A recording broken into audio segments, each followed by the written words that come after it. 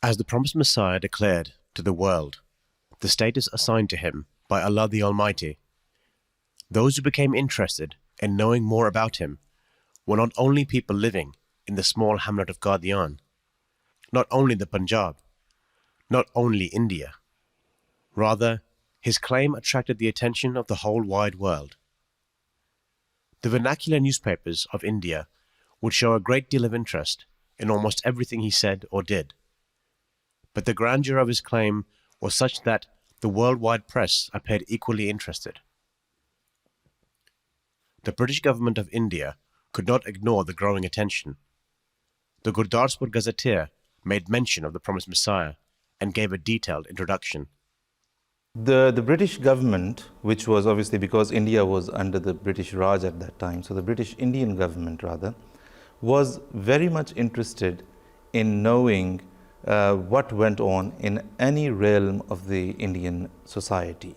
And religion being a very important part of the Indian society, the British government seems very keen on knowing what is going on in the religions that existed at that time or coexisted at that time in the British India.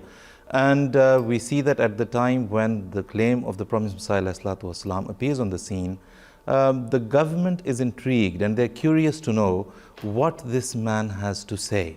The claims were very, very bold, especially from the point of view of a government which had a very strong Christian disposition. The claims that Jesus Christ ﷺ has passed away and the reincarnation that was to happen was going to happen in a metaphorical sense, and that metaphorical reincarnation is in the form of Hazrat Mirza Ghulam Ahmad Sahib Qadiani ﷺ, was a very bold claim for the British government to absorb and to digest it. When it came to facing the attacks of Christian missionaries on Islam, the Muslims of India always looked up to him.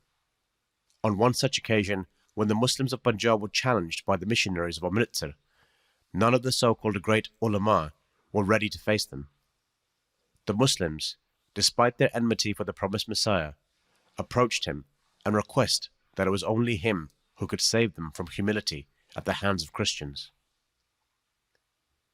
The promised Messiah accepted the challenge of a debate, lived in Amritsar for the whole fortnight, and left the Christians struggling to deal with the unique type of challenges he posed to them in response to their arguments. It's really very interesting to note that when the Christian missionaries come up with a challenge for the Muslims of Punjab, boldly claiming and asking them to come forward and defend their religion, the general public of these Muslim majority villages or areas go around looking for a Muslim scholar or a Maulvi to come and defend the faith before the Christian missionaries.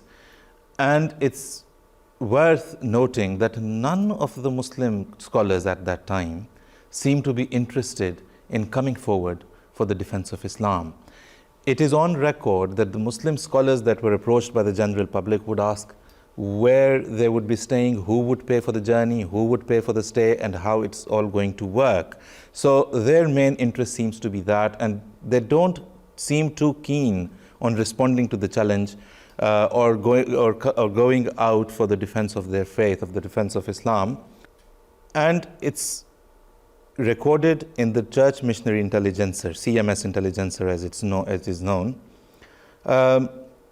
where the Christian missionaries were sending reports back home here in England, reporting on the debate and what had went on and recording all sorts of details about the debate.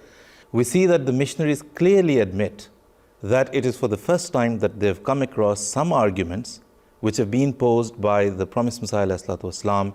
They say that we have never had these queries raised before. The CMS Intelligencer recording reports from church mission societies' foreign missions would carry reports from the Amritsar mission about the novel challenges they were faced with while debating with Hazrat Mirza Ghulam Ahmad. As a prophet, the promised Messiah was granted by Allah the Almighty the capability to prophesy events that were yet to happen. British and American newspapers would show keen interest and cover such stories. The prophecies to do with plague, with the annihilation of the false prophets like Dowie and the false gods like Pigott, were all over the British and American press. The interest in the claims and the personality and the character of the Prophet ﷺ is not only limited to the government circles or to the missionaries who were in direct contact with the Prophet ﷺ. The British press, or the Western press I should say, because we find reports in American newspapers as well. So the press in the West was deeply interested in finding out and knowing about Hazrat Mirza Ghulam Sahib Qadiani alayhi salatu wasalam, his claims, and the prophecies especially that he made from time to time when he was given knowledge about something, about an event that was going to happen in the future, and he prophesied it and he publicized it, and the British press would pick it up, or the Western press would pick it up and publicize it here in the West as well. So when the Prophet ﷺ makes a claim about the plague in Punjab, we see that there are reports published here in the Western newspapers. The Prophet ﷺ challenges a false claimant of prophethood, Alexander Dowie. We see that the newspapers are filled, literally filled, with news about the challenge that has been sent to Dowie, how Dowie has responded, whether he has responded or not. And then when eventually Dowie comes to his prophesied end, the newspapers again pick up the story and publish it, and the challenge given by the Prophet ﷺ is highlighted. Similarly, when a false claimant of divinity, Reverend John Hugh Smythe Pigott, when he makes his claims which were published in the Western newspapers, and when that news gets to Qadian, the Prophet ﷺ, we know from the recorded history of the Jamaat that he quickly responded to it within a day or two, and the warning was sent to him that he should refrain from such claims. And when that warning gets to London, here in England, the British newspapers pick it up and they publish the story, they publish the warning, and they publish what Pigott had claimed. And even after 1908, even after the demise of the Prophet ﷺ, we see that the newspapers, whenever they referred to Pigott, we see that they would refer to the warning that was given to him by the Prophet ﷺ, especially as he was declining and he was going towards the end that was prophesied by the Prophet ﷺ. The British newspapers seem to have upheld their interest. Then came a time in 1924 when the second Khalifa of the promised Messiah, alayhi salam, visited London. The whole British press, already enthralled by the Conference of World Religions to be held in London, was even more fascinated by a caliph of a Messiah being in their city. Even more charming and intriguing for the press was the fact that a mosque was to be founded in the heart of London, the then capital of the largest empire of the world. When Hazrat Khalifatul Masih Sani Razila Ta'ala Anhu arrived here in London in 1924, there was a great buzz, would be the right word to say. A wave of thrill went through the British press and the Western and the rest of the Western press as well. He obviously was here to attend the conference of the Conference of Living Religions of the Empire, which took place in the Imperial Institute in London. But the press wanted to know that this gentleman, dressed in a turban, accompanied by another 12 companions, again dressed in long coats and turbans and trousers, that made a sight for them, a very interesting sight for the British press, and they wanted to know what these people are here for. Now, when the press got to speak to him, initially maybe a few newspapers when they got to speak to him, and his message got out, we see that almost all newspapers all across the country become interested in the visit of Hazrat Khalifatul Masih Sani, Hazrat Mirza Bashiruddin Mahmud Ahmad Sahib Razila Ta'ala Anhu, because of the multifaceted nature of the tour. Huzur is attending obviously the conference of the living religions of the empire. He is laying the foundation stone of a mosque in the heart of London. He will be attending many other lectures where he was invited, for example, by the spiritualists, where he went and spoke to them in the guild house. He was invited by in the cathedral in Portsmouth, where Hazrat Khalifatul Masih Sani was going to go and speak. So there are public lectures, and there are the foundation stone laying of the mosque, and the conference, and all of that come together. And then during his stay, an incident takes place in Afghanistan where one of the Ahmadis are martyred on the instruction of the Emir of Kabul. When that news gets to the headquarters in Qadian, it is immediately cabled to Hazrat Khalifatul Masih Sani Raziyallahu Ta'ala Anhu, Hazrat Khalifatul Masih the second Raziyallahu Ta'ala Anhu, who was here in London. That gets cabled to him. As soon as the news got to Hazrat Muslim Maud Raziyallahu Ta'ala Anhu, he asks his secretaries to arrange a protest meeting at a location where it's possible for dignitaries and people of significant influence to come and attend it. So we see that a meeting is held in Essex Hall, which is in Strand, which is undoubtedly the heart of London, where dignitaries are invited, people from the academia are invited. So that automatically gets picked by the press and gets extensively publicized in the Western newspapers. The laying of the foundation stone of the mosque created a very strong link between the international press and the Ahmadiyya Muslim Jamaat. Any major activity in Qadian would appear in the newspapers. But what would catch the attention of the press the most was the advice given by Hazrat Mirza Bashiruddin Mahmud Ahmad, the then Imam of the Jamaat, to the Muslims of the subcontinent as they struggled to gain independence from the British Raj. His advice was taken to be of significant importance, as it was always multifaceted. Advising the Muslim League, guiding the Indian National Congress, and above all, counselling the British government as to what the best step for them could be in the given situation. The London mission had been actively involved with the government and the press all along in various matters related to religions, global peace, and interfaith harmony.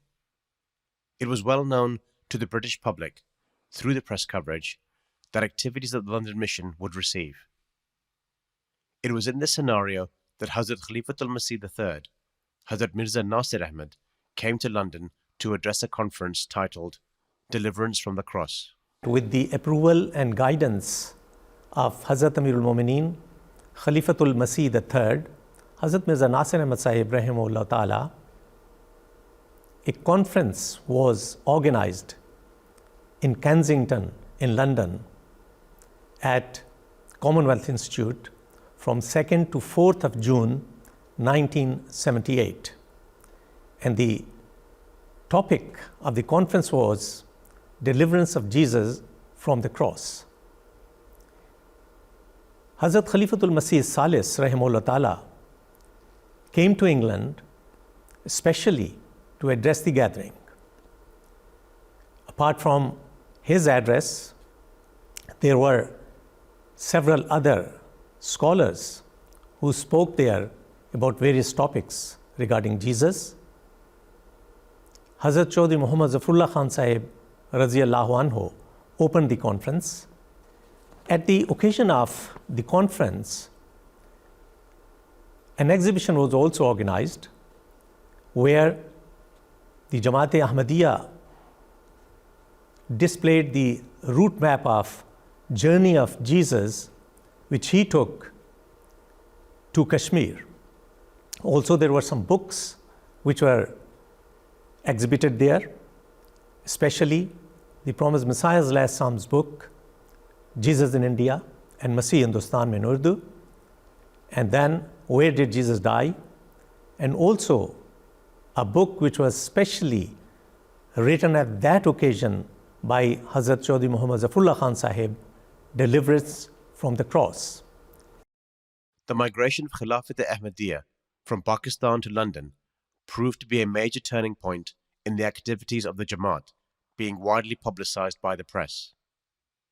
Whether Hazrat Mirza Tahir Ahmad, Khalifatul Masih IV, was delivering lectures, addressing the Jalsa Salana, or was on tour to a certain country, press coverage became a more common thing than before. Television channels wanted to know what intentions he had brought with him when he arrived in London. Well, His Holiness Hazrat Mirza Tahir Ahmad, who was the fourth Caliph of the Ahmadiyya Muslim community, was forced to leave Pakistan because laws had been passed in Pakistan, which firstly declared us as non-Muslims, and then further laws were passed by Zia-ul-Haq, who was the dictator that ruled Pakistan. And the laws meant that His Holiness could not even do his Friday sermon from there because it would go against the laws of Pakistan. And at that stage, even to say Assalamu alaikum could mean 3 years of imprisonment. And also because they were trying to get the leadership of Ahmadiyya Jamaat into custody, they fabricated some cases against His Holiness, and therefore it was very important that he had to leave the country in order to have a free voice to be able to speak to the worldwide community of the Ahmadiyya Muslim community. So that was the motivation behind migration from Pakistan to the United Kingdom. Ahmadiyya फ़िरक़े के सरबराह मिर्ज़ा ताहिर अहमद आजकल London में हैं और BBC को एक ख़ुसूसी interview देते हुए उन्होंने मोहम्मद गयूर से बातचीत की, जिन्होंने उनसे पहला सवाल ये किया कि हुकूमत पाकिस्तान के नए ऑर्डिनेंस पर उनका क्या रद्द अमल है। सबसे पहले तो ये बात समझ में आ नहीं सकती कि इस किस्म के ऑर्डिनेंस को लीगल डॉक्यूमेंट या कानून करार देना किस तरह मुमकिन है, क्योंकि बुनियादी इंसानी हुकूक में मुदाखलत और इस किस्म की खुली और फिर एक ऐसा इनकलाबी वाक़या हुआ है इस नए दौर में जिसका दुनिया ने नोटिस नहीं किया। और ताज्जुब है कि ह्यूमन राइट्स की खातिर आवाज़ देने वाले एक एक आदमी को सफरिंग हो तो वो शोर मचा देते हैं। वाक़या ये हुआ है कि पहले सच्चाई निकलवाने के लिए टॉर्चर करते रहे हैं लोग, उसके खिलाफ भी आवाज़ उठाते रहे हैं लोग, लेकिन अब ये टॉर्चर है झूठ निकलवाने के लिए, यानी इस बात की सजा दी जाएगी कि तुम सच क्यों बोल रहे हो। मेरा मजहब जो है वो तो मैं बेहतर जानता हूँ, अगर मैं अपने मजहब को इस्लाम समझता हूँ तो जब तक मुझे समझाया ना जाए कि तुम्हारा मजहब इस्लाम नहीं है और मैं समझ ना जाऊँ, अगर मैं कहूँगा कि मैं गैर मुस्लिम हूँ तो झूठ बोल रहा हूँ। लेकिन ये कि आप करेंगे क्या? हमने जो किया है वो तो वही है जो मजहबी जमात को करना चाहिए। हम एक सियासी जमात तो नहीं है और हम पूरा यकीन रखते हैं एक जिंदा खुदा में जिसने हमें पहले कभी भी नहीं छोड़ा।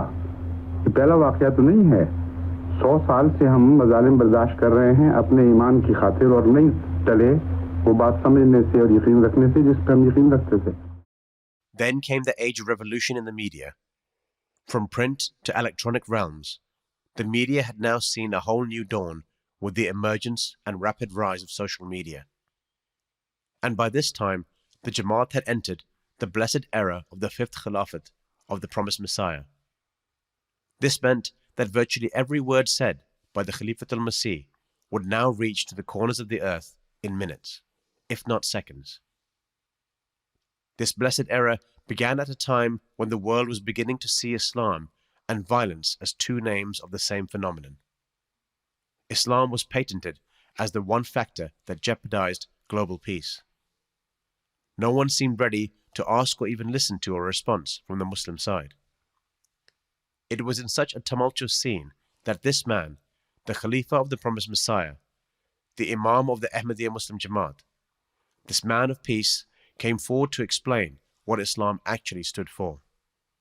Alhamdulillah, with each year that passes, the media coverage, the exposure of the Jamaat continues to increase. And the wider world over the past 15 years of Huzur's blessed Khilafat have come to see and hear and understand much more about Khulafa-e-Ahmadiyya. And I've seen with my own eyes over the past 10, 11 years how Allah Ta'ala continues to bless the efforts of Huzur and to propagate the message of the Jamaat through the media. I've seen Huzur in countless interviews in the United Kingdom, in the United States, in Europe, in Africa, in different parts of the world, Far East. And you always see that no matter what, the journalists come away very, very impressed by Huzur's personality. The media was soon to realize that it was here that a different interpretation of the Quran existed. The Muslims were not ready to accept Ahmadiyya interpretation of the Quran, but their scholars were soon seen imitating the same ideology as preached by Hazrat Khalifatul-Masih V. This ideology, initially given by the promised Messiah, was conveyed to the world by this triumphant successor of his. This ideology of a peaceful and harmonious Islam, that was always branded as a heresy by Muslims, was now to become the only acceptable, practicable, and audible message of Islam.